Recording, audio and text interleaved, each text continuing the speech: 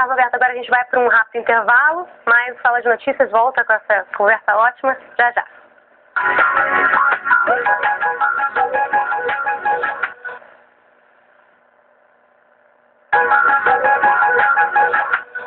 Olá, você está assistindo ao Sala de Notícias. Hoje a gente recebe Carlos Alberto Figueiredo, pesquisador e doutor em Educação Física e Cultura.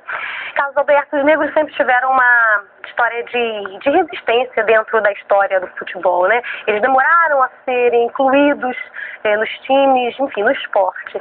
Como é que foi essa trajetória até chegar ao dia de hoje, onde a gente vê muitos negros e mestiços nos times de futebol? Essa questão racial não é de hoje, né? Essa coisa já vem desde os primórdios no futebol brasileiro, carioca e mundial.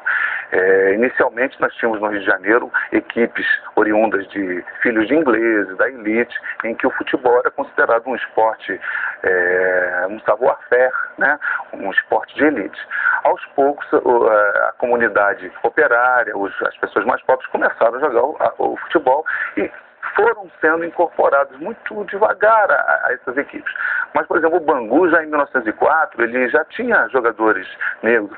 Francisco Carregal, se não me falha a memória, já jogava no Bangu, um jogador negro. Também no Bangu, em 1914 ou 15, Luiz Antônio, inclusive, participou de uma seleção carioca, mas isso aos poucos, né? A história, ela nos mostra, por exemplo, a importância do Vasco da Gama nesse processo de democratização do futebol. Não porque ele tenha permitido que os primeiros jogadores negros, não, os jogadores negros de alguma forma já participavam, mas foi a primeira equipe a, por exemplo, contratar um técnico uruguaio, Ramon Plateiro.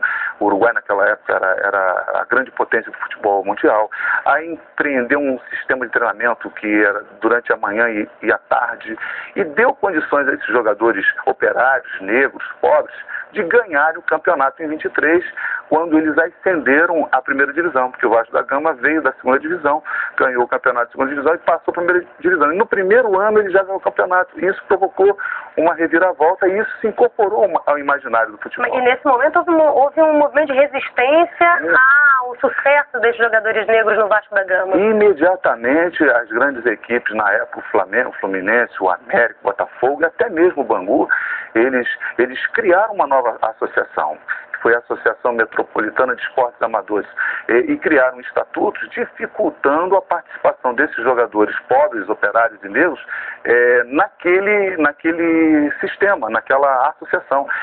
O que ocasionou no campeonato de 1924, 2 campeonatos, um pela Associação Metropolitana e outro campeonato pela antiga Liga, a Liga de Esportes Terrestres, onde o Vasco participou. Então nós tivemos 2 campeões esse ano e 2 torneios. Então o Vasco só pôde retornar também depois que construiu o seu estádio, porque uma das cláusulas era a exigência de um estádio. Agora, o fato